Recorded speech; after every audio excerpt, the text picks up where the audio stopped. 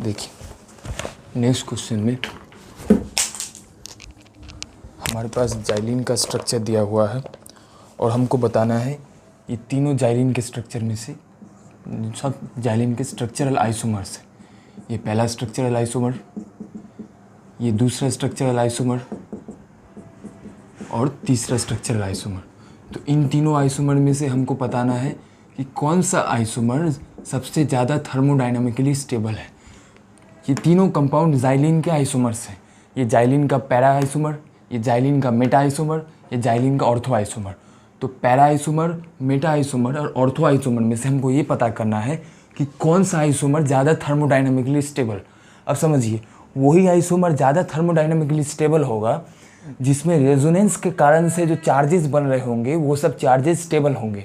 जिस जाइलिन के स्ट्रक्चर में रेजोनेंस के कारण से चार्जेस ज़्यादा स्टेबल, वो स्ट्रक्चर ज़्यादा थर्मोडायनामिकली स्टेबल। तो थर्मोडायनामिकली स्टेबल करने के लिए हम लोग रेजोनेटिंग स्ट्रक्चर्स ड्रॉ कर सकते हैं। और अगर दिस सिस्टम में हाइपर कंजुगेशन हुआ तो हाइपर कंजुगेटिंग स्ट्रक्चर्स भी ड्रॉ कर सकते हैं। अब देखिए, यहाँ पे पाई सिग्मा पाई का रेजोनेंस है, तो जितना रेजोनेंस यहाँ पर भी है उतना रेजोनेंस यहाँ पर भी है और यहाँ पर भी उतना ही रेजोनेंस है। माने तीनों में रेजोनेंस बराबर है। जब तीनों में रेजोनेंस बराबर है तो तीनों का रेजोनेंस के कारण से स्टेबिलिटी होगा वो तीनों में बराबर होगा। अब हम लोग चेक करेंगे हाइपर कंजुगेशन से। हाइपर कंजुगेशन से चेक करने के लिए हम लोग को हाइपर कंजुगेटिंग स्ट्रक्चर बनाना पड़ेगा। मान लेते हैं हम लोग हाइपर कंजुगेटिंग स्ट्रक्चर मेटा से स्टार्ट करते हैं हाइपर कंजुगेटिंग स्ट्रक्चर बनाना। तो देखिए, ये हमारे पास CH3 है, ये हमारे पास जाइलिन का स्ट्रक्चर इस तरह से, और यहाँ पे CH3 जुड़ा हुआ है। अब हमको पता है ये है C डबल बॉन्डेड C, और C डबल बॉन्डेड C, ये C डबल बॉन्डेड C से जस्ट एडजेसेंट जुड़ा कार्बन अल्फा कार्बन। इस कार्बन के पास 3 हाइड्रोजन है, इसका माने ये तीनों हाइड्रोजन ही अल्फा हाइड्रोजन है। और हमको पता होता है जब भी हाइपर कंजुगेशन होता है तो अल्फा हाइड्रोजन हाइपर कंजुगेशन में पार्ट लेता है। अब देखिए, अल्फा हाइड्रोजन किस तरह से हाइपर कंजुगेशन में पार्ट लेगा, ये भी अल्फा हाइड्रोजन, ये भी अल्फा हाइड्रोजन, ये भी अल्फा हाइड्रोजन, ये तीनों भी अल्फा हाइड्रोजन है। चूंकि ये ऊपर वाला ग्रुप तीनों में कॉमन है तो हम लोग हाइपर कंजुगेशन इस ग्रुप से करते हैं। हम लोग इस कंपाउंड में जब मेटा में हाइपर कंजुगेशन करेंगे तो इससे स्टार्ट करेंगे, ऑर्थो में इससे स्टार्ट करेंगे, पैरा में इससे स्टार्ट करेंगे, क्योंकि ऊपर वाला तीनों में कॉमन है। जो कॉमन है उसे नहीं चेक करेंगे, अनकॉमन से काम करना है।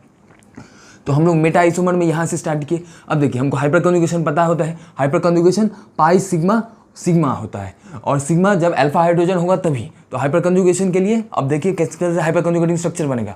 अब जब हमको हाइपर कंजुगेटिंग स्ट्रक्चर बनाना होगा तो ये बॉन्ड टूट के यहाँ पे आ जाएगा और ये पाई बॉन्ड शिफ्ट होकर यहाँ पे आ जाएगा। तो देखिए, नेक्स्ट हाइपर कंजुगेटिंग स्ट्रक्चर इस तरह से हमारे पास यहाँ पर नेगेटिव चार्ज यहाँ पे बन गया है, पाई बॉन्ड यहाँ पे CH3 और यहाँ पे C हाइड्रोजन और कार्बन की यहाँ पे डबल बॉन्ड बन गया है। तो देखिए क्या बन गया, ये बॉन्ड टूट के यहाँ पे आ गया है। तो जब भी बॉन्ड टूट के यहाँ पे आ गया तो यहाँ पे H+ हट जाएगा, H+ का बॉन्ड टूट गया है, इसलिए नो बॉन्ड रेजोनेंस। अब ये बॉन्ड टूट के यहाँ के आ चुका है, इसलिए चूंकि बॉन्ड टूट के यहाँ पे आ चुका है। देखिए, पहले बॉन्ड यहाँ पे था कार्बन हाइड्रोजन के बीच में। अब हाइपर कंजुगेशन में हम लोग जानते हैं अल्फा हाइड्रोजन पार्ट लेगा, अल्फा हाइड्रोजन और कार्बन का जुड़ा हुआ बॉन्ड टूट जाएगा। तो अल्फा हाइड्रोजन और अल्फा कार्बन का जुड़ा बॉन्ड टूट गया और ये बॉन्ड शिफ्ट करके यहाँ पे आया। ये बॉन्ड शिफ्ट करके जैसे ही यहाँ से यहाँ पे आया तो यहाँ पे डबल बॉन्ड बन गया, और ये पाई बॉन्ड शिफ्ट करके इस कार्बन पे आ चुका है। तो जब भी पाई बॉन्ड शिफ्ट करके इस कार्बन पे आया तो इस कार्बन के पास नेगेटिव चार्ज आ जाएगा, माने ये नेगेटिव चार्ज इस कार्बन का नेगेटिव चार्ज है। अब तो इसका अब देखिए, ये पहला हाइपर कंजुगेटिंग स्ट्रक्चर हुआ। दूसरा हाइपर कंजुगेटिंग स्ट्रक्चर क्या कर सकते हैं, मान लेते हैं इस हाइड्रोजन को तोड़ देंगे, तो इस हाइड्रोजन को भी तोड़ देंगे। जैसे इस हाइड्रोजन को तोड़े थे तो इस हाइड्रोजन को भी तोड़ सकते हैं, इस हाइड्रोजन को भी तोड़ सकते हैं। इन तीनों में से किसी भी हाइड्रोजन को तोड़े, सब में जब भी ये बॉन्ड टूटेगा तो सब में यहाँ पे डबल बॉन्ड बनेगा, सब में नेगेटिव चार्ज बनेगा। तो चूंकि तीनों हाइड्रोजन के हाइपर कंजुगेटिंग स्ट्रक्चर में डबल बॉन्ड ही बनना है और नेगेटिव चार्ज यहीं पर बनना है, इसलिए हम किसी एक को तोड़ के देख रहे हैं, बाकी तो उन लोगों को तोड़ के नहीं देखेंगे, क्योंकि बाकी में भी सेम स्ट्रक्चर बनेगा। अब देखिए, अब यहाँ पे नेगेटिव सिग्मा पाई का रेजोनेंस आगे चलेगा। कैसे, देखिए ये पाई बॉन्ड यहाँ पर है, नेगेटिव चार्ज यहाँ पे बन गया है। तो देखिए, पाई बॉन्ड है, पाई बॉन्ड यहाँ पर है और नेगेटिव चार्ज बना है इस कार्बन के ऊपर में। तो नेगेटिव चार्ज देखिए इस कार्बन के ऊपर में बना है। तो जब बॉन्ड टूट के, देखिए इस तरह से था स्ट्रक्चर हमारे पास, देखिए ये था हमारा स्ट्रक्चर को जब ठीक से ड्रॉ करेंगे तब देखेंगे कि ये इस तरह से है, ये और इस तरह से हम लोग का जाइलिन का स्ट्रक्चर है। यहाँ पे पाई बॉन्ड और यहाँ पे पाई बॉन्ड।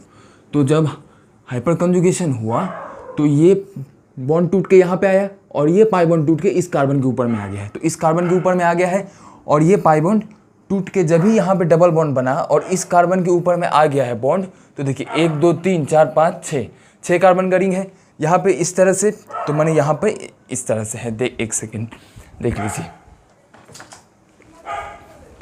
देखिए तो ये स्ट्रक्चर कुछ इस तरह से बन जाएगा। जब हम लोग इसका हाइपर कंजुगेटिंग स्ट्रक्चर ड्रॉ करेंगे तो ये स्ट्रक्चर 6 कार्बन का रिंग, 6 कार्बन का रिंग, यहाँ से डबल बॉन्ड बन गया है, यहाँ कार्बन के पास एक हाइड्रोजन, दूसरा हाइड्रोजन, ये बॉन्ड टूट गया है, हाइड्रोजन के पास प्लस चार्ज आ गया है, यहाँ पे CH3 था, यहाँ पे पाई बॉन्ड है, यहाँ पे डबल बॉन्ड है और नेगेटिव चार्ज इस कार्बन के ऊपर में आया है। अब जब भी नेगेटिव चार्ज यहाँ पे आया तो नेगेटिव चार्ज देख रहे हैं, नेगेटिव सिग्मा पाई का रेजोनेंस होगा, तो हम लोग इसका दूसरा हाइपर कंजुगेटिंग स्ट्रक्चर भी रेजोनेंस की मदद से बना सकते हैं। अब यहाँ पे देखिए चूंकि रेजोनेंस है तो रेजोनेंस चलेगा मॉलिक्यूल में, और रेजोनेंस चलेगा तो माइनस बॉन्ड यहाँ पे आएगा और पाई टूट के इस कार्बन के ऊपर में आ जाएगा। जब भी पाई टूट के इस कार्बन के ऊपर में आ गया तो नेक्स्ट कंजुगेटिंग स्ट्रक्चर चेक कर लीजिए। यहाँ पे था डबल बॉन्ड CH दो हाइड्रोजन के साथ, एक हाइड्रोजन टूटा हुआ है, यहाँ पे नेगेटिव चार्ज यहाँ पर था, अब नेगेटिव चार्ज इन दोनों कार्बन के बीच में डबल बॉन्ड बन जाएगा और ये डबल बॉन्ड टूट के यहाँ पे नेगेटिव चार्ज बन जाएगा और यहाँ पे एक बॉन्ड था ही CH3 का। फिर से इसका आगे का स्ट्रक्चर कैसे बनेगा, फिर ये नेगेटिव चार्ज यहाँ पे आ जाएगा और ये बॉन्ड टूट के यहाँ पे आ जाएगा। जब नेगेटिव चार्ज यहाँ पे आ गया तो नेक्स्ट कंजुगेटिंग स्ट्रक्चर में इस तरह से बन जाएगा, हमारे पास नेगेटिव चार्ज यहाँ पे, डबल बॉन्ड यहाँ पे, डबल बॉन्ड यहाँ पे, डबल बॉन्ड C दो हाइड्रोजन इस तरह से, और हमारे पास यहाँ पे CH3। तो देखिए जब हम लोग इस स्ट्रक्चर का हाइपर कंजुगेटिंग स्ट्रक्चर ड्रॉ किए तो इस स्ट्रक्चर का हाइपर कंजुगेटिंग स्ट्रक्चर ड्रॉ करते ही हमको पहला दूसरा 3 ठो स्ट्रक्चर मिला। तीनों स्ट्रक्चर में देखिए चार्ज आया है। चार्ज कौन सा आया है, नेगेटिव चार्ज आया है। अब इस स्ट्रक्चर का हाइपर कंजुगेटिंग स्ट्रक्चर बनाने समय ये तीनों स्ट्रक्चर बना है और ये तीनों स्ट्रक्चर में नेगेटिव चार्ज बना है, लेकिन नेगेटिव चार्ज कभी भी CH3 के सामने में नहीं है। समझिए बात को, ये नेगेटिव चार्ज जो है CH3 इस कार्बन पर जुड़ा है, लेकिन नेगेटिव चार्ज यहाँ पर है। इस स्ट्रक्चर में देखिए नेगेटिव चार्ज यहाँ पर है, CH3 इस कार्बन पर जुड़ा है। ऐसा किसी भी स्ट्रक्चर में नहीं हुआ है कि CH3 जिस कार्बन पर है उसी कार्बन पर नेगेटिव चार्ज बन रहा है। अगर CH3 जिस कार्बन पर है और उसी कार्बन पर नेगेटिव चार्ज बन जाता तो CH3 या नेगेटिव चार्ज में डिस्टेंस बहुत कम हो जाता, और जब भी उन दोनों में डिस्टेंस बहुत कम हो जाता है तो CH3 का प्लस आई इफेक्ट बहुत ज़्यादा लगता। क्योंकि देखिए CH3 प्लस आई इफेक्ट यहाँ पर भी लगा रहा है, लेकिन चूंकि CH3 या नेगेटिव चार्ज में दूरी है, दूरी के कारण से प्लस आई कम लगेगा। यहाँ पर भी CH3 प्लस आई लगा रहा है, लेकिन ये नेगेटिव चार्ज डायरेक्ट CH3 के एकदम नज़दीक नहीं है। एकदम नज़दीक होता तो पास में होता और पास में प्लस आई इफेक्ट ज़्यादा लगता। CH3 ज़्यादा प्लस आई इफेक्ट लगाता तो प्लस आई इफेक्ट के कारण से नेगेटिव चार्ज को बढ़ा देता, और नेगेटिव चार्ज बढ़ गया तो सिस्टम का चार्ज बढ़ जाता, सिस्टम का चार्ज बढ़ जाता तो सिस्टम अनस्टेबल हो जाता। तो यहाँ पे सिस्टम उतना अनस्टेबल इसलिए नहीं हो रहा है क्योंकि नेगेटिव चार्ज CH3 से दूर में है। अब नेगेटिव चार्ज जब CH3 से दूर में है तो CH3 अपना प्लस आई उतना अच्छा से नहीं लगा पाएगा, और CH3 जब अपना प्लस आई उतना अच्छा से नहीं लगा पाएगा तो चार्ज को नहीं बढ़ा पाएगा, चार्ज नहीं बढ़ पाएगा तो ये स्टेबल। इसलिए हम लोग बोलेंगे इन तीनों में से मेटा का आइसोमर ज़्यादा थर्मोडाइनमिकली स्टेबल। अब ऑर्थो क्यों नहीं स्टेबल हुआ, मान लेते हैं अगर यदि हम लोग ऑर्थो का स्ट्रक्चर बनाते, ऑर्थो का हाइपर कंजुगेटिंग स्ट्रक्चर बनाते, तो ऑर्थो के हाइपर कंजुगेटिंग स्ट्रक्चर में देखिए इसको कार्बन नंबर 1 फिक्स कर देते हैं, तो ये हो जाएगा कार्बन नंबर 2, ये कार्बन नंबर 3, ये कार्बन नंबर 4। तो इसको हम लोग कार्बन नंबर 1 फिक्स कर लेते हैं, तो ये carbon number 2, carbon number 3, carbon number 4। अगर यदि पैरा आइसोमर होता, अब हम लोग देखिए मेटा आइसोमर से हम लोग इतना स्ट्रक्चर बना के चेक कर लिए कि मेटा आइसोमर में नेगेटिव चार्ज CH3 के जस्ट पास में नहीं है, नेगेटिव चार्ज के पास में नहीं है CH3, तो CH3 का प्लस आई कम लगेगा। CH3 का प्लस आई कम लग रहा है तो नेगेटिव चार्ज कम बढ़ेगा चार्ज तो सिस्टम स्टेबल होगा। चार्ज ज़्यादा बढ़ जाता है तो सिस्टम अनस्टेबल होता है। लेकिन अगर इसका हाइपर कंजुगेटिंग स्ट्रक्चर ड्रॉ करेंगे तो इसका हाइपर कंजुगेटिंग स्ट्रक्चर इस तरह से बन जाएगा। देखिए इस तरह से हमारे पास है। अब जब हम लोग पैरा आइसोमर का हाइपर कंजुगेटिंग स्ट्रक्चर ड्रॉ करेंगे तो पैरा आइसोमर का हाइपर कंजुगेटिंग स्ट्रक्चर ड्रॉ करने समय बस हमको एक ही तो चीज़ ध्यान में रखना होगा कि हम लोग पैरा आइसोमर में जैसा मेटा में किए थे वैसा ही काम करना है। तो देखिए यहाँ पर है हमारे पास CH3, तो C के 3 हाइड्रोजन, इसके पास C एक हाइड्रोजन, दूसरा हाइड्रोजन, ये तीसरा हाइड्रोजन, तो तीनों हाइड्रोजन है C के पास। अब चूंकि C के पास तीनों हाइड्रोजन है, अब तीनों हाइड्रोजन में से कोई भी हाइड्रोजन हाइपर कंजुगेशन करेगा तो मान लेते हैं ये बॉन्ड टूट गया, ये बॉन्ड टूटा। अब जैसे हम लोग आगे में हाइपर कंजुगेशन किए थे सेम काम करना है हमको यहाँ पर भी, तो ये बॉन्ड यहाँ पे टूट गया, ये बॉन्ड यहाँ पे टूटे, ये पाई बॉन्ड यहाँ पे शिफ्ट कर गया। अब पाई बॉन्ड जब यहाँ पे शिफ्ट कर गया तो नेक्स्ट स्ट्रक्चर देख लीजिए इस तरह से 6 बॉन्ड का है, पाई बॉन्ड यहाँ पे टूट गया, यहाँ पे डबल बॉन्ड, यहाँ पे नेगेटिव चार्ज और यहाँ पे CH2, ये एक तो हाइड्रोजन दूसरा हाइड्रोजन, क्योंकि ये वाला बॉन्ड टूट गया है इसलिए एक तो हाइड्रोजन यहाँ पे H+ के फॉर्म में इस तरह से डॉट से, और यहाँ पे बन गया है CH3। अब देखिए सिस्टम में आगे भी रेजोनेंस होगा, और सिस्टम में चूंकि आगे भी रेजोनेंस होगा तो आगे का रेजोनेंस हम लोग करेंगे। कैसे रेजोनेंस होगा आगे में, आगे में रेजोनेंस इस तरह से होगा, क्योंकि पाई बॉन्ड चेक कर लीजिए कहाँ पर है पाई बॉन्ड। पाई बॉन्ड यहाँ पर था, तो देखिए इस तरह से स्ट्रक्चर बना हुआ था, ये यहाँ पे, ये यहाँ पे और यहाँ पे, इस तरह से स्ट्रक्चर था। तो नेगेटिव चार्ज यहाँ पे बनेगा, ये पाई यहाँ पर था और ये पाई यहाँ पर था। तो देखिए ये है स्ट्रक्चर इसका। अब इसका स्ट्रक्चर जब ये है, तो जब ही बॉन्ड टूट के यहाँ पे आया तो डबल बॉन्ड यहाँ पे बन गया, और जब भी डबल बॉन्ड यहाँ पे बन गया तो डबल बॉन्ड बन रही, ये पाई बॉन्ड शिफ्ट करके यहाँ पे आ जाएगा, तो नेगेटिव चार्ज यहाँ पे बनेगा, तो नेगेटिव चार्ज यहाँ पे बन गया।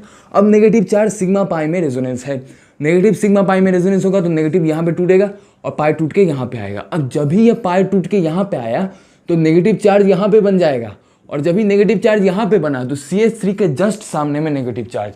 देखिए, तो जब हम लोग इसका हाइपर कंजुगेटिंग स्ट्रक्चर बनाए थे तो CH3 के जस्ट सामने में नेगेटिव चार्ज नहीं था, लेकिन जब इसका हाइपर कंजुगेटिंग स्ट्रक्चर बनाए तब CH3 के जस्ट सामने में नेगेटिव चार्ज बन रहा है। कैसे? देखिए यहाँ पे नेगेटिव चार्ज बन गया, नेगेटिव सिग्मा पाई का रेजोनेंस, तो नेगेटिव पाई यहाँ पे डबल बॉन्ड बन जाएगा और डबल बॉन्ड टूट के यहाँ पे नेगेटिव बन गया, तो CH3 के जस्ट नीचे में नेगेटिव बन रहा है।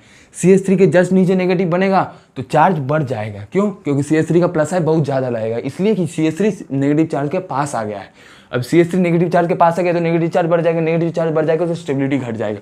तो इसमें स्टेबिलिटी घट रहा है, इसमें स्टेबिलिटी बढ़ा था, इसमें चेक करके देख लेते हैं। तो इसमें जब चेक करके देख लेंगे तो ये देखिए इस तरह से स्ट्रक्चर है हमारे पास, यहाँ पे एक तो CH3 है और यहाँ पे CH3। हम लोग इस CH3 का हाइपर कंजुगेशन कराएंगे, तो यहाँ पे 3 तो हाइड्रो CH3 हो गया। अब इसमें से एक हाइड्रोजन को तोड़ देते हैं, इस हाइड्रोजन को तोड़ दिए, जब भी हाइड्रोजन टूटेगा तो ये पाई बॉन्ड, देखिए इस तरह से है स्ट्रक्चर हमारे पास, pi sigma sigma, pi sigma sigma, pi sigma sigma, hyperconjugation होगा, हाइपर कंजुगेशन चालू हुआ, ये बॉन्ड टूट के डायरेक्ट यहाँ पे आ गया। जैसे ही ये बॉन्ड टूट के यहाँ पे आएगा तो नेक्स्ट स्ट्रक्चर में इस तरह से रिंग है हमारे पास, यहाँ पे नेगेटिव चार्ज बन गया, CH3 यहाँ पे और यहाँ पे CH2 यहाँ पे पाए। तो देखिए फिर से CH3 के जस्ट नीचे में नेगेटिव चार्ज, तो CH3 के जस्ट नीचे में नेगेटिव चार्ज हम लोगों को ऑर्थो और पैरा आइसोमर में ही मिल रहा है। CH3 के नीचे जस्ट नेगेटिव चार्ज इसमें भी मिला, CH3 के जस्ट नीचे नेगेटिव चार्ज इसमें भी मिला। CH3 के जस्ट नीचे जब भी नेगेटिव चार्ज बन जाएगा तो नेगेटिव चार्ज CH3 के कारण से जो प्लस आई इफेक्ट लगेगा वो बहुत ज़्यादा, और CH3 के कारण से प्लस आई इफेक्ट बहुत ज़्यादा, तो चार्ज बढ़ जाएगा, और जब भी चार्ज बढ़ जाएगा तो सिस्टम का स्टेबिलिटी घट जाएगा। तो इसलिए ऑर्थो, पैरा और मेटा आइसोमर में मेटा आइसोमर जाइलिन का ज़्यादा स्टेबल होता है, तो इस बात ध्यान रखिएगा। अब देखिए हम लोगों को 3 तो रिंग दे दिया है और तीनों रिंग में हमको पता करना है कि कौन सा रिंग का इलेक्ट्रॉन डेंसिटी ज़्यादा है। तो इलेक्ट्रॉन डेंसिटी चेक करने के लिए तो देखिए तीनों स्ट्रक्चर को ड्रॉ कर लेते हैं।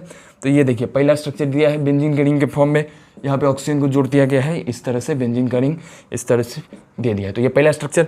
दूसरा स्ट्रक्चर इस तरह से दिया है, देखिए फिर से 6 मेंबर का रिंग इस तरह से बेंजीन का रिंग, इसको इस तरह से जोड़ दिया गया है, ऑक्सीजन का लोन पेयर यहाँ पर और यहाँ पे डबल बॉन्डेड O।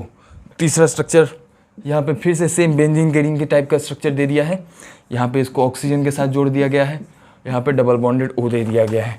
चौथा स्ट्रक्चर चेक कर लीजिए, यहाँ पे फिर से एक बेंजीन का रिंग के साथ सेम डबल बॉन्डेड O को जोड़ दिया गया है, फिर से डबल बॉन्डेड O को इस तरह से जोड़ दिया गया। तो ये चारों स्ट्रक्चर, इनमें से हमको बताना है, ये है बेंजीन का रिंग, ये है बेंजीन का रिंग और ये है बेंजीन का रिंग। देखिए पाई बॉन्ड यहाँ पर है, माने ये पाई बॉन्ड इस रिंग का भी पार्ट है। देखिए ये जो पाई बॉन्ड है, ध्यान दीजिएगा, इस स्ट्रक्चर में 2 रिंग दिख रहा है, पहला रिंग दूसरा रिंग। ये पाई बॉन्ड इस रिंग का भी पार्ट है, दूसरे रिंग का भी पार्ट है, माने इस पाई बॉन्ड को हम लोग इधर भी लिख सकते थे, मतलब इधर लिखे या इधर लिखे बात बराबर है, क्योंकि ये पाई बॉन्ड इस रिंग का भी पार्ट है और इस रिंग का भी पार्ट है। तो ये बात ध्यान रखिए, चूंकि ये पाई बॉन्ड इस रिंग का पार्ट है तो इस रिंग में 6 पाई इलेक्ट्रॉन हो गया, ये 2 पाई इलेक्ट्रॉन, 4 पाई इलेक्ट्रॉन, ये 6 पाई इलेक्ट्रॉन, तो 6 पाई इलेक्ट्रॉन माने रिंग एरोमेटिक, और यही है बेंजीन का रिंग। तो हमको क्वेश्चन में बोला गया है कि ये बेंजीन इन चारों बेंजीन के रिंग में से कौन सा बेंजीन का रिंग का इलेक्ट्रॉन डेंसिटी सबसे ज़्यादा। अब इलेक्ट्रॉन डेंसिटी चेक करने के लिए हम लोग देखेंगे कि बेंजीन के रिंग पे जो ग्रुप जुड़ा हुआ है उस ग्रुप का नेचर क्या है। मान लेते हैं बेंजीन के रिंग पे ऐसा ग्रुप जुड़ा हुआ है जो ग्रुप इलेक्ट्रॉन को रिलीज कर रहा है। अब जो ग्रुप इलेक्ट्रॉन को रिलीज करेगा, बेंजीन रिंग के साथ जुड़ा हुआ ग्रुप इलेक्ट्रॉन रिलीज करेगा, तो वो ग्रुप इलेक्ट्रॉन जरूर बेंजीन को ही रिलीज करेगा, और बेंजीन को इलेक्ट्रॉन रिलीज करेगा तो बेंजीन का इलेक्ट्रॉन डेंसिटी बढ़ जाएगा। अगर बेंजीन से जुड़ा हुआ ग्रुप इलेक्ट्रॉन को खींचेगा तो इलेक्ट्रॉन को बेंजीन से खींचेगा, और इलेक्ट्रॉन को बेंजीन से खींचेगा तो बेंजीन का इलेक्ट्रॉन डेंसिटी घट जाएगा। तब देखिए ये है बेंजीन रिंग, बेंजीन से डायरेक्ट जुड़ा हुआ एटम ऑक्सीजन, ऑक्सीजन के पास है लोन पेयर, बेंजीन रिंग से डायरेक्ट जुड़ा हुआ एटम के पास लोन पेयर, तो वो शो करता है plus M effect, oxygen show करेगा plus M effect. Plus M effect माने इलेक्ट्रॉन को रिलीज करेगा, कैसे रिलीज करेगा, ये लोन पेयर सिग्मा पाई का रेजोनेंस, लोन पेयर यहाँ पे टूटेगा, पाई बॉन्ड यहाँ पे आ जाएगा, जब भी पाई बॉन्ड यहाँ पे आएगा तो नेगेटिव चार्ज बन गया, तो नेगेटिव चार्ज बन गया मैंने इलेक्ट्रॉन डेंसिटी बढ़ गया। इसलिए जो कोई भी ग्रुप प्लस एम शो करता है वो किसी ग्रुप के साथ जुड़ा हो तो इलेक्ट्रॉन डेंसिटी को बढ़ा देता है, क्योंकि प्लस एम ग्रुप इलेक्ट्रॉन को रिलीज करेगा, इलेक्ट्रॉन को रिलीज करेगा मैंने जिससे जुड़ा होगा उसको इलेक्ट्रॉन दे देगा। जैसे यहाँ पे बेंजीन से जुड़ा हुआ था तो इलेक्ट्रॉन को भेज दिया बेंजीन को, इलेक्ट्रॉन भेज दिया है तो बेंजीन का इलेक्ट्रॉन डेंसिटी बढ़ गया है, तो यहाँ पे बेंजीन का इलेक्ट्रॉन डेंसिटी बढ़ा गया। यहाँ पे चेक कीजिए, ये है बेंजीन रिंग, बेंजीन रिंग से डायरेक्ट जुड़ा हुआ एटम ये ऑक्सीजन, ऑक्सीजन के पास लोन पेयर तो यहाँ से plus M effect. Benzene ring से डायरेक्ट जुड़ा हुआ atom carbon, carbon more electronegative element oxygen के साथ डबल बॉन्ड बना रहा है, माने ये ग्रुप शो कर रहा है माइनस एम। तो देखिए ये बेंजीन रिंग को नीचे से प्लस एम भी मिल रहा है, ऊपर से माइनस एम भी मिल रहा है, तो प्लस एम के कारण से बढ़ेगा, माइनस एम के कारण से घटेगा, तो बढ़ भी रहा है घट भी रहा है, तो नेट इफेक्ट न्यूट्रल हो जाएगा। जरूरी नहीं है कि न्यूट्रल हो, ये अब डिपेंड करेगा किसका प्लस एम ज़्यादा, प्लस एम माइनस एम से ज़्यादा तो नेट बढ़ जाएगा, या फिर माइनस एम प्लस एम से ज़्यादा तो घट जाएगा। अब वो हम लोग बाद में कंपेयर करेंगे। अब यहाँ पे देखिए फिर से मोर इलेक्ट्रोनेगेटिव एलिमेंट के साथ डबल बॉन्ड से जुड़ा हुआ है, देखिए बेंजीन का रिंग, बेंजीन रिंग के साथ जुड़ा हुआ एटम मोर इलेक्ट्रोनेगेटिव एलिमेंट के साथ डबल बॉन्ड बना रहा है, माने माइनस एम इफेक्ट, ये भी शो करेगा माइनस एम इफेक्ट। यहाँ पे देखिए मोर इलेक्ट्रोनेगेटिव एलिमेंट बेंजीन का रिंग, बेंजीन रिंग के साथ डायरेक्ट जुड़ा हुआ एटम मोर इलेक्ट्रोनेगेटिव एलिमेंट के साथ डबल बॉन्ड बना रहा है, माइनस एम। डायरेक्ट जुड़ा हुआ एटम मोर इलेक्ट्रोनेगेटिव एलिमेंट के साथ डबल बॉन्ड बना रहा है, माइनस एम। तो देखिए इसमें एक माइनस एम, इसमें दो माइनस एम, दो माइनस एम बहुत इलेक्ट्रॉन खींच लेगा, बेंजीन से बहुत इलेक्ट्रॉन खींच लेगा। कैसे खींचेगा, ये पाई बॉन्ड यहाँ पे टूट जाएगा, ये बॉन्ड इधर चला जाएगा, जब ये बॉन्ड इधर चला गया तो ऑक्सीजन के ऊपर में माइनस, चूंकि पाई बॉन्ड यहाँ से यहाँ पे बन गया है तो प्लस यहाँ पे बन जाएगा। तो देखिए माइनस एम के कारण से बेंजीन में प्लस चार्ज आ गया, प्लस चार्ज आ गया माने इलेक्ट्रॉन का लॉस हो गया, माने इलेक्ट्रॉन डेंसिटी घट गया। क्योंकि यहाँ पे बहुत ऊपर में भी माइनस है नीचे में भी माइनस है, तो दोनों साइड से माइनस है, बहुत इलेक्ट्रॉन खींचा जाएगा, बहुत इलेक्ट्रॉन खींचा जाएगा तो इलेक्ट्रॉन डेंसिटी बहुत घट जाएगा, और इलेक्ट्रॉन डेंसिटी बहुत घट जाएगा तो हम लोग बोलेंगे ए बी सी डी में से डी का इलेक्ट्रॉन डेंसिटी सबसे कम, उसके बाद डी के बाद आएगा सी का नंबर, क्योंकि सी में एक माइनस एम लग रहा था, ए का सबसे ज़्यादा क्यों, क्योंकि ए में सिर्फ प्लस एम लग रहा है, प्लस एम के कारण से इलेक्ट्रॉन डेंसिटी बहुत बढ़ जाएगा, और बी का बीच में होगा क्योंकि बी में बढ़ भी रहा है घट भी रहा है। तो सी और बी में देखिए, सी में सिर्फ घटाने वाला है, लेकिन बी में एक घटाने वाला भी है तो बढ़ाने वाला भी है, बढ़ाने वाले के कारण से यहाँ पे सी और बी के कंपैरिजन में बी का ज़्यादा होगा, क्योंकि बी में जब घटाने वाला है तो घटाने वाले के साथ साथ बढ़ाने वाला भी है, और घटाने वाला बढ़ाने वाला दोनों एक साथ हो गया, तो हम लोग बोलेंगे एक माइनस एम से एक प्लस एम माइनस एम का इफेक्ट कम होगा, माने माइनस एम के कारण से जो इलेक्ट्रॉन डेंसिटी घट रहा है वो एक ऐसे कंपाउंड में जिसमें प्लस एम माइनस एम दोनों लग रहा है, उस कंपाउंड में इलेक्ट्रॉन डेंसिटी ज़्यादा होगा। अब देखिए, अब हमको फिर से एक कंपाउंड दे दिया गया है, इस कंपाउंड में हमको एसिडिटी का काम करना है। एसिडिटी के लिए हमको पास हाइड्रोजन दिया गया है। अब हमको बताना है, इस कंपाउंड को ध्यान दे दीजिए कि इस कंपाउंड में हम लोग सोडियम मेटल के साथ रिएक्ट करवा रहे हैं, और सोडियम मेटल के साथ रिएक्ट करा रहे हैं तो हमको बोलना है कि इसमें कितना मोल हाइड्रोजन गैस रिलीज होगा। इस कंपाउंड को हम लोग सोडियम के साथ रिएक्ट करवा रहे हैं, सोडियम के साथ रिएक्ट करवा रहे हैं, हमको बताना है कितना मोल हाइड्रोजन गैस रिलीज होगा। देखिए क्यों हाइड्रोजन गैस रिलीज होगा, हाइड्रोजन गैस इसलिए रिलीज होगा क्योंकि सोडियम एक एल्काली मेटल है और सोडियम टूट जाएगा Na+ और इलेक्ट्रॉन। अब ये Na+ मोर एसिडिक हाइड्रोजन को इस कंपाउंड से हटा देगा, माने जहाँ जहाँ पे ये एसिडिक हाइड्रोजन को देखेगा, एसिडिक हाइड्रोजन को हटा देगा। अब एसिडिक हाइड्रोजन ऐसा हाइड्रोजन होता है जो हाइड्रोजन मोर इलेक्ट्रोनेगेटिव एलिमेंट से जुड़ा हो, एक एसिडिक हाइड्रोजन का पहला डिफिनीशन। दूसरा, वो हाइड्रोजन जिसके हटने के बाद जो नेगेटिव चार्ज बने, माने वो हाइड्रोजन जिसके हटने के बाद जो नेगेटिव चार्ज बने, वो नेगेटिव चार्ज अगर यदि बहुत ज़्यादा स्टेबल तो वो हाइड्रोजन भी एसिडिक हाइड्रोजन। तो एसिडिक हाइड्रोजन का दो डिफिनीशन, पहला डिफिनीशन हाइड्रोजन जो मोर इलेक्ट्रोनेगेटिव एलिमेंट के साथ जुड़ा है तो ये एसिडिक हाइड्रोजन, वो हाइड्रोजन जो मोर इलेक्ट्रोनेगेटिव एलिमेंट के साथ जुड़ा हुआ है वो भी acidic hydrogen, C double bonded OOH, मोर इलेक्ट्रोनेगेटिव एलिमेंट ऑक्सीजन के साथ जुड़ा है, एसिडिक हाइड्रोजन। वो हाइड्रोजन जिसके हटने के बाद जो नेगेटिव चार्ज बने, यहाँ पे एक हाइड्रोजन है, इस हाइड्रोजन को हटा दीजिए, यहाँ पे नेगेटिव चार्ज बन जाएगा। हाइड्रोजन के हटने के बाद जो नेगेटिव चार्ज बने वो नेगेटिव चार्ज बहुत ज़्यादा स्टेबल। देखिए ये negative charge, negative sigma pi resonance, resonance के कारण से ये रिंग है, रिंग सिस्टम में 2 pi electron, 4 pi electron, 6 pi electron, 6 pi electron aromatic, resonance के कारण से एरोमेटिक, माने 100% रेजोनेंस में जाएगा, माने 100% स्टेबिलिटी। जितना ज़्यादा रेजोनेंस उतना ज़्यादा स्टेबिलिटी। नेगेटिव चार्ज बहुत रेजोनेंस में पार्ट लेगा, क्योंकि नेगेटिव चार्ज के रेजोनेंस पे पार्ट लेने के कारण से रिंग एरोमेटिक बन रहा है। इसलिए नेगेटिव चार्ज जब हाइड्रोजन को हटाए, हाइड्रोजन को हटते H+ के फॉर्म में निकल जाएगा और यहाँ पे नेगेटिव चार्ज बन जाएगा। माने इस हाइड्रोजन को हटाते ही जो नेगेटिव चार्ज बन रहा है वो बहुत ज़्यादा स्टेबल। जिस हाइड्रोजन को हटाने के बाद नेगेटिव चार्ज जो बने वो नेगेटिव चार्ज बहुत ज़्यादा स्टेबल, तो वो हाइड्रोजन भी एसिडिक हाइड्रोजन। तो देखिए एसिडिक हाइड्रोजन इस कंपाउंड में, पहला हाइड्रोजन ये एसिडिक हाइड्रोजन, दूसरा ये एसिडिक हाइड्रोजन, तीसरा ये एसिडिक हाइड्रोजन। तो 3 तो एसिडिक हाइड्रोजन है, माने सोडियम इसके साथ रिएक्ट करेगा, इसके साथ रिएक्ट करेगा और इसके साथ रिएक्ट करेगा। तो 3 जगह पे सोडियम रिएक्ट करेगा, तो हम लोगों को भी 3 मोल हाइड्रोजन गैस लिबरेट होगा। तो ये बात ध्यान रखिएगा। इस तरह से हम लोग एसिडिक हाइड्रोजन को निकालते हैं। एसिडिक हाइड्रोजन मैंने एक ऐसा हाइड्रोजन जो मोर इलेक्ट्रोनेगेटिव एलिमेंट से जुड़ा हुआ है, या फिर ऐसा हाइड्रोजन जिसके हटाने के बाद जो नेगेटिव चार्ज बने वो नेगेटिव चार्ज बहुत ज़्यादा स्टेबल बनता है। अब देखिए ये हमको एक्रोलीन का स्ट्रक्चर दे दिया है गया है, और एक्रोलीन का हमको रेजोनेटिंग स्ट्रक्चर में से रेजोनेटिंग हाइब्रिड बनाना है।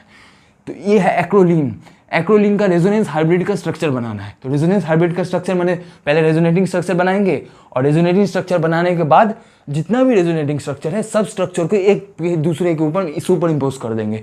जैसे ही सब रेजोनेटिंग स्ट्रक्चर को एक दूसरे के ऊपर में सुपर इम्पोज कर दिया जाता है तो हम लोग को रेजोनेटिंग हाइब्रिड बन जाता है। माने रेजोनेटिंग हाइब्रिड बनाने के लिए पहले रेजोनेटिंग स्ट्रक्चर ड्रॉ करेंगे और उसके बाद लास्ट में सब रेजोनेटिंग स्ट्रक्चर को एक दूसरे के ऊपर में सुपर इम्पोज कर लेंगे। तो पहले रेजोनेटिंग हाइब्रिड बनाना है। रेजोनेटिंग हाइब्रिड बनाने के लिए रेजोनेटिंग स्ट्रक्चर बनाना है। रेजोनेटिंग स्ट्रक्चर बनाने के लिए पहले देखेंगे रेजोनेंस कहाँ चल रहा है। रेजोनेंस चलने के लिए रेजोनेटिंग स्ट्रक्चर को, रेजोनेटिंग सिस्टम को खोजेंगे। अब देखिए यहाँ पे रेजोनेटिंग सिस्टम क्या है, pi sigma pi resonating system मिल गया। और रेजोनेटिंग सिस्टम में अब रेजोनेंस स्टार्ट कर देंगे। रेजोनेंस कैसे स्टार्ट होगा, ये पाई बॉन्ड इसको रिपेल करेगा या फिर ये पाई बॉन्ड इसको रिपेल करेगा। तो देखिए ये पाई बॉन्ड इसको रिपेल करेगा, क्योंकि ये जो बॉन्ड है ये बॉन्ड पोलर बॉन्ड हो गया, और पोलर बॉन्ड में ऑक्सीजन ज़्यादा मोर इलेक्ट्रोनेगेटिव, ऑक्सीजन ज़्यादा इलेक्ट्रोनेगेटिव, तो बॉन्ड को अपनी तरफ खींच लेगा। तो बॉन्ड को जब भी अपनी तरफ खींच लिया तो ये बॉन्ड इधर खींचा जाएगा। तो इस तरह से हम लोग रेजोनेंस का एरो पुट करते हैं। क्योंकि ये बॉन्ड पोलर था और पोलर में ऑक्सीजन ज़्यादा इलेक्ट्रोनेगेटिव, तो ज़्यादा इलेक्ट्रोनेगेटिव तो बॉन्ड को अपनी तरफ खींच लेगा। तो जैसे ही बॉन्ड इधर खींचा जाएगा तो ये बॉन्ड इधर डायरेक्ट अटैक कर देगा, क्योंकि यहाँ से बॉन्ड का लॉस, तो ये बॉन्ड इधर आ जाएगा। तो देखिए नेक्स्ट रेजोनेटिंग स्ट्रक्चर में यहाँ पे सिंगल बॉन्ड बन जाएगा। पहले देखिए यहाँ पे डबल बॉन्ड था, अब यहाँ पे सिंगल बॉन्ड बन गया है। उसके बाद CH यहाँ पे डबल बॉन्ड बन जाएगा, यहाँ पे CO- यहाँ पे H बन गया, और यहाँ पे क्या बन जाएगा, यहाँ पे प्लस चार्ज बन जाएगा। क्यों, क्योंकि पहले यहाँ पे बॉन्ड था, यहाँ पे बॉन्ड था, अब बॉन्ड यहाँ से उठ के यहाँ पे आ गया है। क्योंकि बॉन्ड यहाँ से उठ के यहाँ पर आ गया है तो यहाँ से इस कार्बन का बॉन्ड लॉस हो गया, क्योंकि ये बॉन्ड में एक इलेक्ट्रॉन इस कार्बन का था, दूसरा इलेक्ट्रॉन इस कार्बन का था। अब जब बॉन्ड उठ के, ये बॉन्ड उठ के जब यहाँ पे आ गया है तो ये इलेक्ट्रॉन पहले इस कार्बन के पास था, अब जब ये बॉन्ड बन गया है तो ये इलेक्ट्रॉन फिर भी इस कार्बन के पास है। मैंने पहले जो इलेक्ट्रॉन इसके पास था वो भी इलेक्ट्रॉन बाद में भी इसके पास ही है, क्योंकि बॉन्ड बाद में भी इस कार्बन और इस कार्बन से जुड़ा है। माने बाद में भी, पहले भी बॉन्ड इस कार्बन से जुड़ा था, बाद में भी बॉन्ड इस कार्बन से जुड़ा है। तो पहले भी जुड़ा, बाद में भी जुड़ा, माने पहले जो इलेक्ट्रॉन था ये इलेक्ट्रॉन, बाद में भी इलेक्ट्रॉन इसी के पास है। तो यहाँ से इलेक्ट्रॉन का कोई लॉस या गेन नहीं हुआ। तो जब इलेक्ट्रॉन का लॉस या गेन नहीं हुआ है तो इस पर कोई चार्ज नहीं आएगा। लेकिन पहले जब बॉन्ड इस दोनों कार्बन के बीच में था तो एक इलेक्ट्रॉन इस कार्बन का भी था, जो इलेक्ट्रॉन इससे रिप्रेजेंट किए। अब जब बॉन्ड यहाँ पे शिफ्ट हो गया है तब जो इलेक्ट्रॉन इसके पास था वो इलेक्ट्रॉन यहाँ से लॉस हो गया, ये इलेक्ट्रॉन यहाँ पे आ चुका है। अब चूंकि यहाँ से इलेक्ट्रॉन का लॉस हो गया है तो लॉस हुआ तो यहाँ पे प्लस चार्ज पुट कर देंगे। ये डबल बॉन्ड टूट के ऑक्सीजन के पास आ गया, तो बॉन्ड जब कोई एटम के पास आता है और वो एटम न्यूट्रल हो तो वो एटम बाद में नेगेटिव बन जाता है। तो देखिए ये हमारा एक कैनोनिकल फॉर्म बन गया। अब हम लोग चेक करेंगे क्या और कैनोनिकल फॉर्म्स बन सकता है, और रेजोनेटिंग स्ट्रक्चर बनने का तरीका क्या है। देखेंगे मॉलिक्यूल में और रेजोनेंस होगा तो और कैनोनिकल फॉर्म बनेगा। तो क्या और रेजोनेंस हो रहा है सिस्टम में, तो सिस्टम में रेजोनेटिंग सिस्टम खोजेंगे कि सिस्टम में हमारे पास रेजोनेटिंग सिस्टम है कि नहीं। रेजोनेटिंग सिस्टम के लिए ध्यान दीजिए, यहाँ पे प्लस सिग्मा पाई का रेजोनेंस हो सकता है। तो प्लस सिग्मा पाई का रेजोनेंस करा के देख लेते हैं। प्लस सिग्मा पाई का रेजोनेंस करा के देखेंगे तो प्लस चार्ज पाई चार्ज को अपनी तरफ अट्रैक्ट करेगा तो ये बॉन्ड खुल के फिर से इधर आ जाएगा। अब बॉन्ड टूट के अगर यहाँ पे आ गया तो ये पहला ही स्ट्रक्चर बन गया। तो पहला स्ट्रक्चर हम लोग यहाँ से यहाँ पे आए थे, तो फिर से यहाँ से यहाँ पे नहीं जाना है, हमको कुछ नया स्ट्रक्चर बनाना है। तो प्लस सिग्मा पाई रेजोनेंस से नया स्ट्रक्चर नहीं बन रहा है। प्लस सिग्मा पाई का रेजोनेंस कराएंगे तो पुराना स्ट्रक्चर ही आ जाएगा। कैसे? ये पाई बॉन्ड यहाँ पे आ जाएगा, पाई बॉन्ड यहाँ पे आ गया तो यही स्ट्रक्चर बन गया। देखिए यहाँ पर भी पाई बॉन्ड यहाँ पर है। अब दूसरा रेजोनेंस चेक कीजिए, दूसरा रेजोनेंस में यहाँ पे माइनस सिग्मा पाई का रेजोनेंस दिख रहा है, तो ये रेजोनेंस करा के देखते हैं। ये रेजोनेंस जब कराएंगे तो माइनस पाई में माइनस का एनर्जी ज़्यादा, तो ये नेगेटिव चार्ज इस पाई बॉन्ड का नेगेटिव चार्ज को रिपेल करेगा, तो माइनस यहाँ पे आना जाना चाहिए तभी रिपेल करेगा। ये यहाँ पे आएगा और ये यहाँ पे इधर से टूट जाएगा।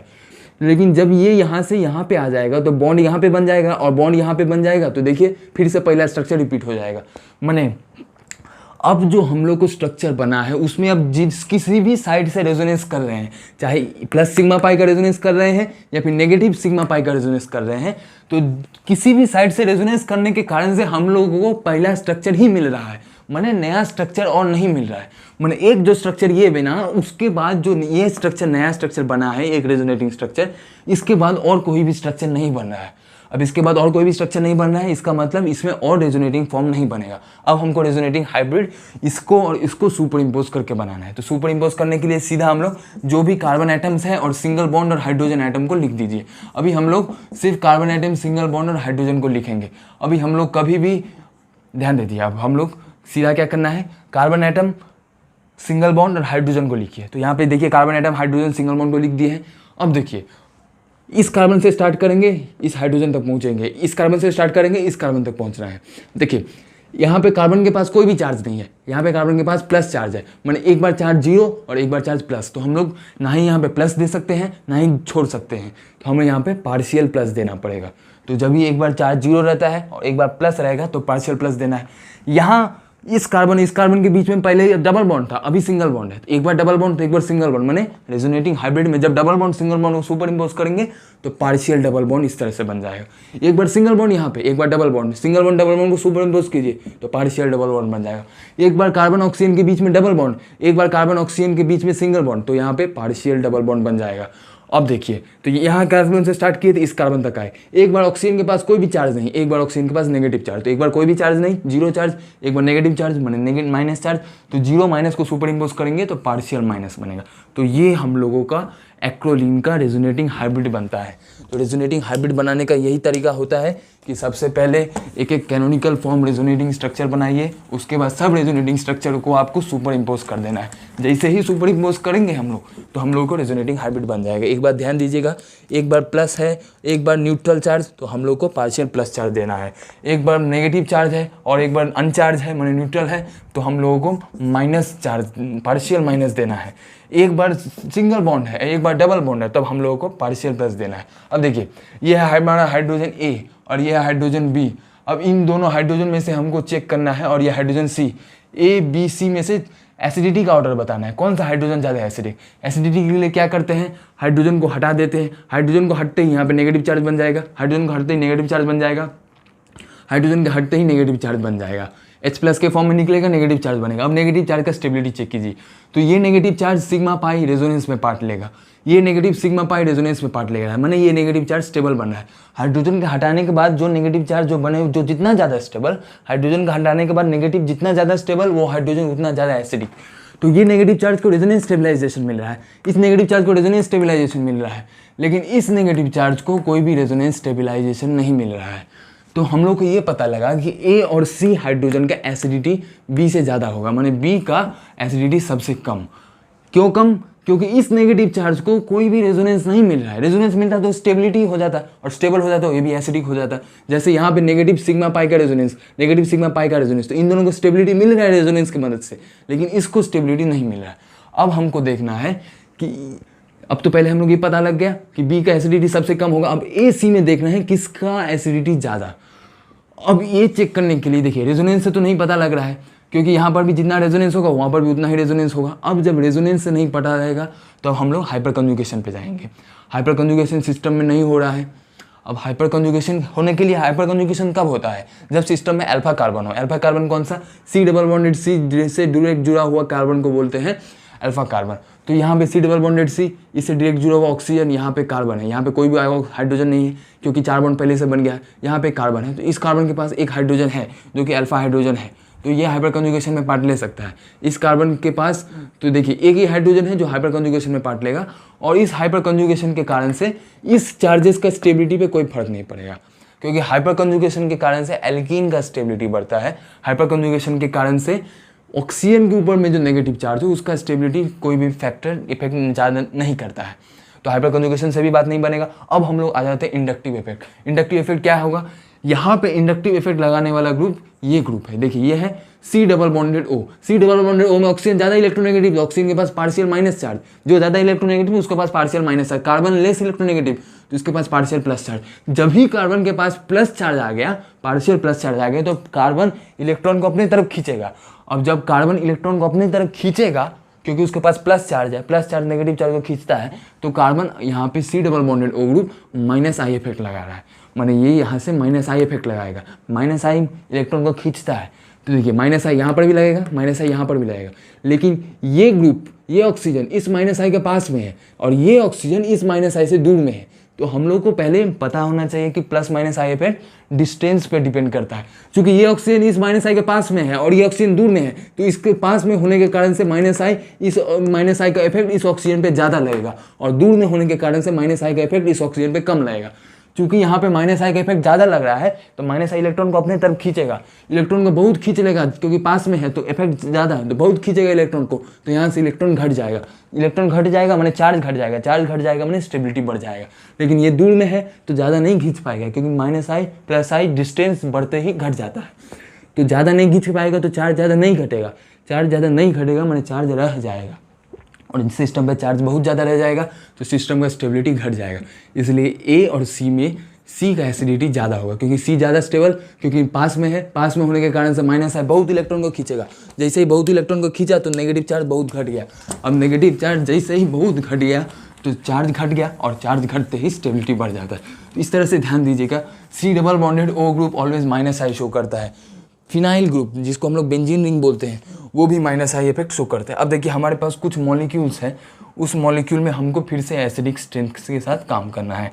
अब इस मॉलिक्यूल में देखिए हमको इस मॉलिक्यूल में एसिडिक स्ट्रेंथ के साथ जब काम करेंगे तो एसिडिक स्ट्रेंथ के पास एक ही रूल होता है हमारे पास कि सीधा हम लोगों को हाइड्रोजन को हटाइए, हाइड्रोजन को हटाने के बाद कंजुगेट बेस बनाइए, और उस कंजुगेट बेस का स्टेबिलिटी को चेक करना पड़ेगा।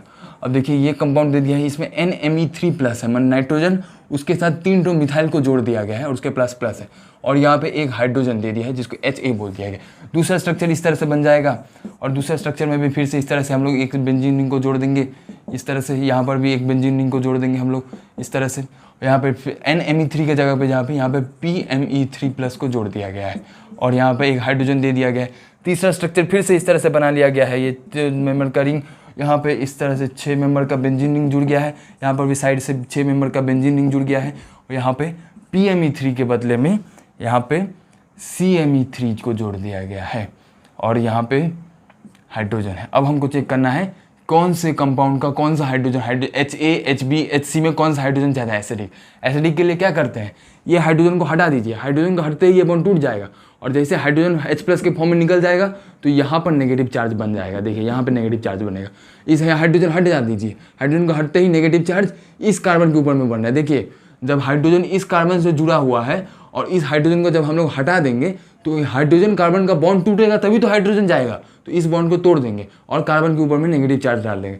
तो ये बॉन्ड था, ये बॉन्ड को हम लोग तोड़ रहे हैं और नेगेटिव चार्ज यहाँ पे बना रहे हैं। ये बॉन्ड था, ये बॉन्ड को तोड़ दिए, नेगेटिव चार्ज यहाँ पे बना दी, ये बॉन्ड को तोड़ दिए, नेगेटिव चार्ज यहाँ पे बना दिए। अब नेगेटिव चार्ज का स्टेबिलिटी देखना है। देखिए ये नेगेटिव चार्ज नाइट्रोजन के ऊपर में लोन पेयर नहीं है, तो नाइट्रोजन NMe3 ग्रुप यहाँ पे माइनस I इफेक्ट लगाएगा। तो माइनस I के कारण से इलेक्ट्रॉन को खींचेगा अपने तरफ NMe3 ग्रुप, प्लस उसके पास प्लस चार्ज भी है, तो प्लस चार्ज के कारण और इलेक्ट्रोनेगेटिविटी के कारण भी, देखिए नाइट्रोजन मोड इलेक्ट्रोनेगेटिव और साथ में साथ उसके बाद प्लस चार्ज भी है, तो मोड इलेक्ट्रोनेगेटिविटी और प्लस चार्ज के कारण से वो इलेक्ट्रॉन को अपने तरफ खींचेगा। अब इलेक्ट्रॉन को अपनी तरफ खींचा तो यहाँ से इलेक्ट्रॉन घट गया, तो चार्ज डेंसिटी घट गया, तो स्टेबिलिटी बढ़ जाएगा। तो ये हाइड्रोजन थोड़ा एसिडिक लग रहा है। PMe3 में देखिए फॉस्फोरस इलेक्ट्रोनेगेटिव तो होता है, नाइट्रोजन जैसा उतना इलेक्ट्रोनेगेटिव नहीं होता है। बात यह है कि फॉस्फोरस के पास एक वैकेंट d ऑर्बिटल होता है, क्योंकि फॉस्फोरस 3rd पीरियड का एलिमेंट है। 3rd पीरियड का एलिमेंट होने के कारण से इसके पास 3d वैकेंट ऑर्बिटल है। 3d वैकेंट ऑर्बिटल है तो देखिए minus sigma vacant orbital resonance हो रहा है, तो माइनस चार्ज को स्टेबिलिटी माइनस आई के कारण से नहीं, माइनस एम के कारण से मिल रहा है। माइनस एम क्यों? क्योंकि ये ग्रुप इलेक्ट्रॉन को अपनी तरफ खींच लेगा, क्योंकि इसके पास वैकेंट ऑर्बिटल है, तो इलेक्ट्रॉन डायरेक्ट वैकेंट ऑर्बिटल के पास चला जाएगा। तो इलेक्ट्रॉन यहाँ से यहाँ चला गया, मैंने ये ग्रुप खींच रहा है। अब यहाँ से इलेक्ट्रॉन यहाँ पे जाना, मैंने इलेक्ट्रॉन इस ग्रुप के पास आना, और कोई ग्रुप अपने पास इलेक्ट्रॉन लाता है, मैंने माइनस इफेक्ट शो करता है। लेकिन माइनस इफेक्ट क्यों शो कर रहा है? रेजोनेंस की मदद से शो कर रहा है, क्योंकि इसके पास वैकेंट ऑर्बिटल है, क्योंकि थर्ड पीरियड का एलिमेंट है। तो रेजोनेंस के कारण से इलेक्ट्रॉन को अपनी तरफ खींचना, मैंने माइनस एम। रेजोनेंस के कारण से इलेक्ट्रॉन को रिलीज करना, प्लस एम। तो रेजोनेंस के कारण से इलेक्ट्रॉन को खींच रहा है, तो माइनस एम। तो माइनस एम मैंने बहुत इलेक्ट्रॉन को खींच लेगा, क्योंकि माइनस आई माइनस एम में माइनस एम बढ़ा, बहुत इलेक्ट्रॉन को खींच लेगा, तो यहाँ से नेगेटिव चार्ज बहुत घटा देगा, बहुत घटा देगा, तो इसका स्टेबिलिटी बहुत बढ़ जाएगा।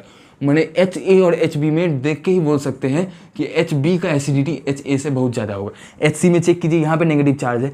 CMe3 एक एल्काइल ग्रुप है, और इस alkyl group plus I effect show करने वाला ग्रुप है।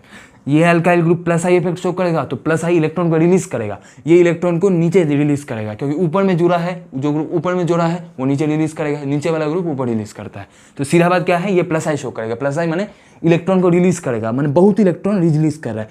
अब इलेक्ट्रॉन रिलीज कर रहा है, मैंने यहाँ पे नेगेटिव चार्ज को बढ़ा देगा। जैसे ही नेगेटिव चार्ज बढ़ जाएगा, तो इसका स्टेबिलिटी घट जाएगा, और स्टेबिलिटी जैसे ही घट गया, तो इसका एसिडिटी बहुत ज़्यादा घट जाएगा। अब ध्यान दे दीजिए, यहाँ पे CMe3 के बदले में, अगर यदि हम लोग यहाँ पे CMe3 के बदले में कोई ऐसा ग्रुप ले लेते, जो मान लीजिए NO2 ले लेते, तो अब NO2 में क्या होता, NO2 ग्रुप भी माइनस एम लगाता। अब NO2 माइनस एम लगा रहा है, ये भी माइनस एम लगा रहा है, लेकिन इसमें किसका ज़्यादा माइनस एम होगा? Minus M. यहाँ पर हम लोग इसका माइनस एम ज़्यादा बोलेंगे, यहाँ पे इसलिए इसका माइनस एम ज़्यादा बोलेंगे क्योंकि यहाँ पे बैक बॉन्डिंग भी होता है। बैक बॉन्डिंग इसलिए होता है क्योंकि इसके पास वैकेंट ऑर्बिटल है। तो ध्यान दीजिएगा, जब वैकेंट ऑर्बिटल के साथ मॉलिक्यूल में रेजोनेंस होता है, तो उसको हम लोग बैक बॉन्डिंग बोलते हैं। तो वैकेंट ऑर्बिटल के साथ रेजोनेंस को बैक बॉन्डिंग बोला जाता है। चूँकि यहाँ पे वैकेंट ऑर्बिटल के साथ रेजोनेंस हुआ है, तो वहाँ पे बैक बॉन्डिंग हुआ है, और बैक बॉन्डिंग वाला रेजोनेंस बहुत ज़्यादा स्टेबल होता है।